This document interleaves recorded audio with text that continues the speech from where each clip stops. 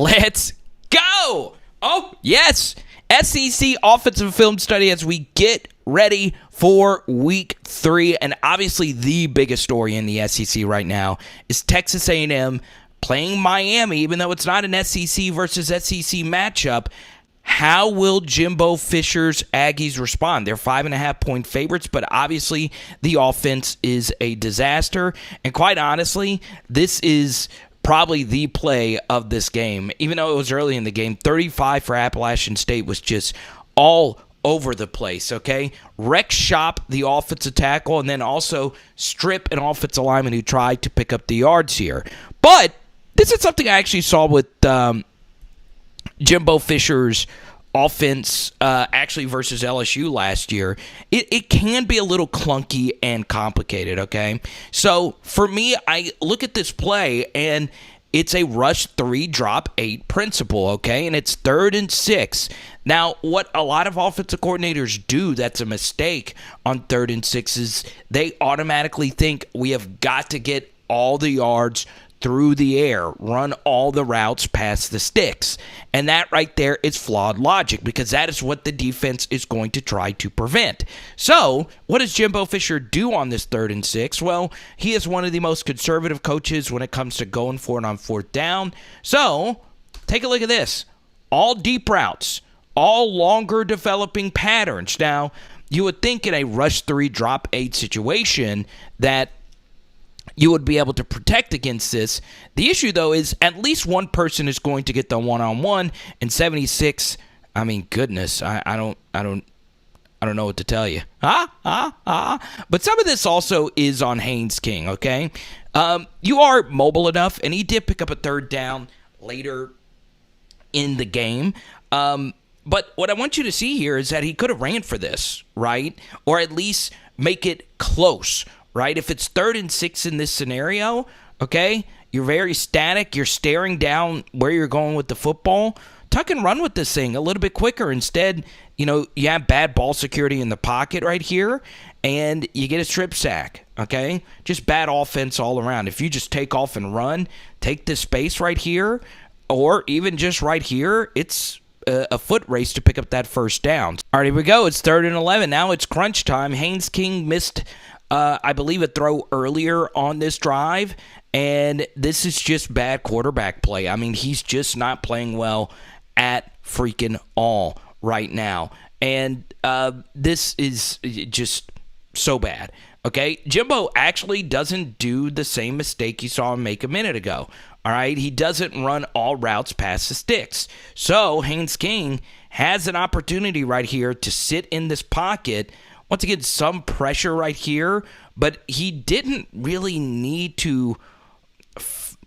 He could have just stepped up right into here, but he's throwing off his back leg, not throwing with a lot of confidence here, kind of spooked by the hit or the potential hit. And could the receiver here have been able to keep his feet? Maybe. Boom! I'm looking at you. Yes, you. We got to talk about some actual good offense. I'm telling you right now, Stetson's Bennett is going to New York City for the Heisman Trophy ceremony. Will he actually win it? I don't know. I feel like this Heisman race could get a little funky. But my favorite bet of the year was Stetson Bennett for Heisman for the year. Okay, so plus 12,500. It's floating at around plus 1,000. This is just incredible quarterback play. And the thing is if you are older, you've seen everything, right? You're able to focus mostly on football. They rush 3, drop 8, and look at all these bodies over here. There's just nothing open. So Stetson's like, look, we're trying to hit. It's kind of hard to see. We don't have all 22. The design of this play, and ironically, Vanderbilt hit on a lot of these, right? So what they're trying to do is this go route, clear out, and they're trying to get on the second wave right here, the ball to Darnell Washington, but it's covered, okay? And Stetson sees that, right? Now, all of this is covered as well. So he tries to throw it, but he's like, no, look, scramble drill. All these defensive players are here. Look at all of this space, right? Fine green grass. That's what players are coached to do. So Stetson now has a ton of options, right? He could run it or he could throw it right here. But instead, he goes to Ladd McConkey. And look at this throw. On his off foot. That is not Johnny Manziel, people. That is Stetson's DeQuavius. The DB's actually just right here. This is not just some wide open throw. This ball has to be put on the money. And, yeah, he didn't have any pressure, but goodness gracious. Good job, and that was actually a good tackle by the DB to not get cut back on. Okay?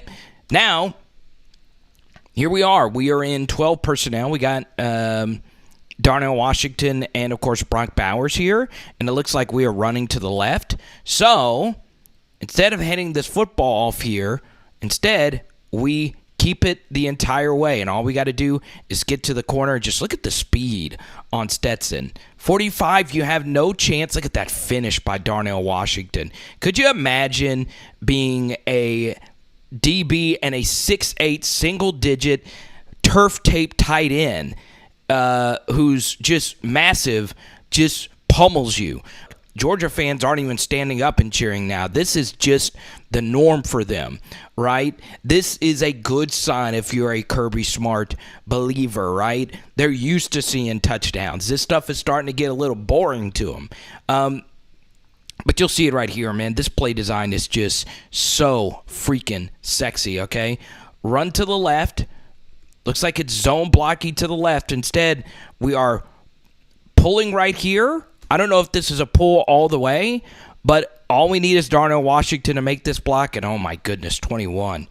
Oh, man, just wave the white flag. Wave it, okay? You not only get sealed to the inside, you get lunar eclipsed right here, okay? And look at this. I mean, just look at this. Darnell, don't chalk outline him, man. Are you kidding me? And I won't use a phrase that I want to say right here. But he Vince Carter versus that Yugoslavian defender. I don't remember what country that guy was from. Boom! I'm looking at you. Yes, you right now. I have got to shout out Arkansas Razorback Nation. I'm telling you, I'm going to keep feeding you the rock, kind of like the way Kendal Briles is getting the football to Rocket Sanders, okay? This is obviously some really good quarterback play right here by KJ Jefferson. Linebacker blitz. He's like, okay, linebacker there. Let me hit my check down. He might be open, and he was. Look at this. All the space for Rocket Sanders. And I'm not just saying this just because Arkansas fans have kind of blown up our channel. I really do appreciate it. But Rocket has been the best running back in the SEC, not only just statistically, but overall, catching passes, reading cutback lanes, and you'll see it right now. So I want to say thank you to all the Razorback Nation for helping grow this channel. 1,000 subscribers is obviously a tall task, but I've gotten over 10,000 views on one video, over 15,000, mostly from you Razorback fans, right? So if you hit that subscribe button, we should hit 1,000 pretty quickly. Let's do it. Let's go.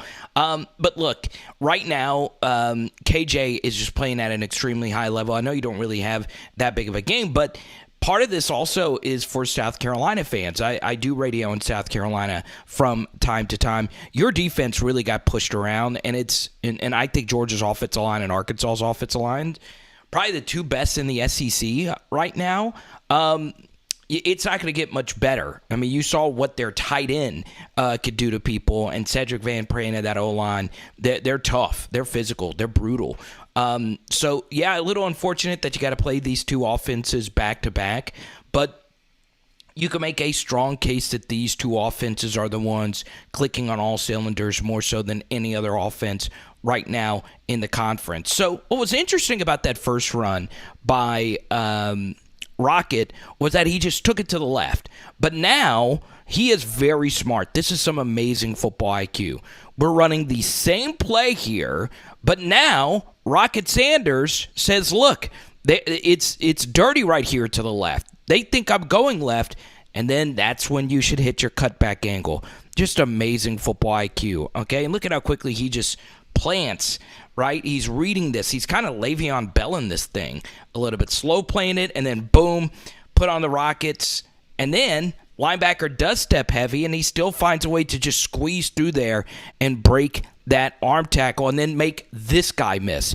That's just filthy, high-level running back play. Now, I am of the belief that number 5 number shouldn't be worn by anybody else because of, that former guy, but Rocket is deserving of it right now. He's playing at an extremely high level. I know Rakeem Boyd also wore it as well, but Rocket is so good. And the reason why he's so good, and I think DeBinion number 6 and obviously A.J. Green number 0, what makes this offense so freaking good is Kendal Briles, right? KJ is an amazing quarterback. You can look at his QBR. You can look at his running ability. But Kendal is a really good play caller. And I know a lot of Arkansas fans can get frustrated. You go too fast from time to time. You've had some 3-and-out issues over the years during the Briles tenure. But he is just really freaking good at calling plays, right? And he's really good at mixing it up because you're thinking counter, zone to the left, and now you're getting a reverse to the right. And quite frankly, I thought Hazelwood should have been able to bang it up here against 21, get physical, go right at him, and instead he was short right there. Boom! I'm looking at you. Yes, you. So, Razorback Nation, I'm going to give you one little extra nugget at the end of this video. So a lot of my best friends actually do live in Fayetteville. I feel as if it is a very underrated SEC city. I just wanted to throw that out there because I'm about to give you a little bit of a harsh criticism here. You've got to develop a killer instinct, right?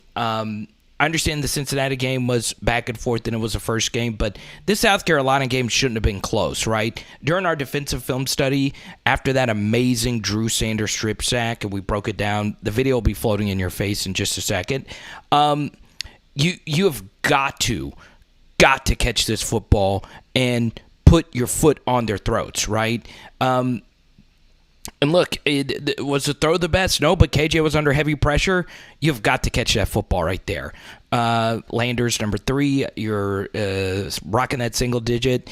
But guess what? Passes are going to get dropped. It was just on the Drew Sanders play, you allowed a 3rd and a mile go for like an 80-yard touchdown. You got to put opponents away when you have the opportunity. But, for the most part, you have to like your chances. Is this Arkansas's year? Maybe it is. Maybe it isn't. But, I was looking at a few different things about Kendal Briles, and I'm not going to share it here because I'm still trying to learn more about it, but I saw an analytics guy named Henry Guys say that Arkansas is one of the best when it comes to unpredictability, when it comes to play calling, and that's obviously really good. Obviously, a small sample size only through 2 weeks, and both of these games are at home, and then your game obviously this weekend's at home against Bobby Petrino, Southwest Missouri State or whatever. Jordan Jones returning back. Remember Jordan Jones? It should be an interesting weekend. But obviously in the SEC, there are just so many other juicy matchups. My favorite, obviously, for me is LSU versus Mississippi State, right? I'm very interested to see how that game actually plays itself out. We'll probably get a betting preview piece maybe tomorrow if I'm able to, find the time to do it. So be on the lookout. And then, of course, this 3rd and 10 right here as well. Arkansas, put people away. It's very key. It is Power Hour SEC Bomb. And tonight, some carne asada tacos. Let's go.